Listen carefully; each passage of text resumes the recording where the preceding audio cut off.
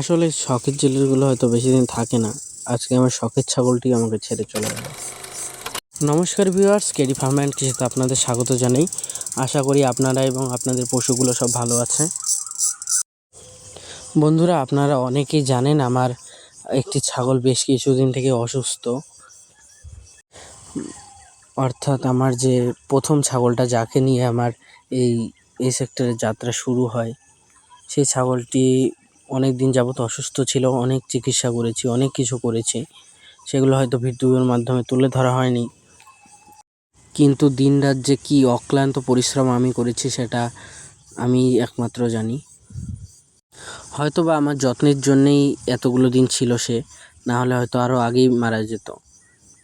কিন্তু শেষ পর্যন্ত আমি আর তাকে সুস্থ করতে পারলাম না, এটাই একটা বড় আক্ষেপ রইল।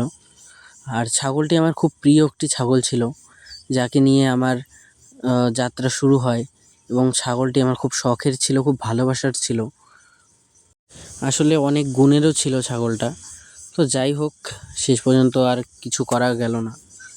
ছাগলটিকে নিয়ে আমি হাজারো স্বপ্ন দেখেছিলাম, যদিও সে আমাকে নিরাশ করেনি। যতদিন বেঁচে ছিল সে অনেকগুলো আমাকে বাচ্চা উপহার দিয়েছে এবং তাদের পর্যাপ্ত পরিমাণে দুধও দিয়েছে।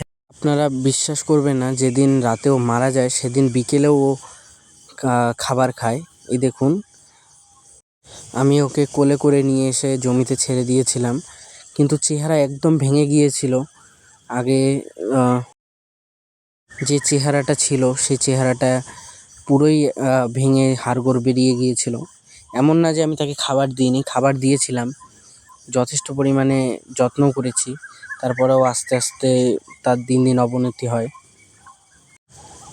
কিন্তু কী আর বলবো, দেখুন ভিডিওটা এডিট করতে গিয়ে আমার মনটা পুরো ভারাক্রান্ত হয়ে যাচ্ছে। কারণ ও মারা যাওয়ার রাতের দিনও দেখুন ঘাস খাচ্ছে। হয়তো বা এরপরেও ভালো কিছু অপেক্ষা করছে, সেই আশায় আছি।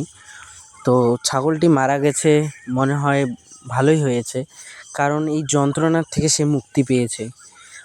আমি যেরকম কষ্ট করেছি তার থেকে দ্বিগুণ কষ্ট ও পেয়েছে। হয়তো মুখে বলতে পারেনি, প্রকাশ করতে পারেনি, কিন্তু সে দিনরাত কষ্ট করেছে। আর আপনারা জানেনই হয়তো, ওর মুখে একটা টিউমার হয়েছিল, টিউমারটা ফেটে গিয়ে সেটা ঘায়ে পরিণত হয়। আসলে শখের জিনিসগুলো হয়তো বেশি দিন থাকে না। আজকে আমার শখের ছাগলটি আমাকে ছেড়ে চলে গেল। যাই হোক, জীবনে এরকম ওঠানামা চলতেই থাকবে। বন্ধুরা পাশে থাকবেন। আজকের ভিডিওটা এই পর্যন্তই। ধন্যবাদ।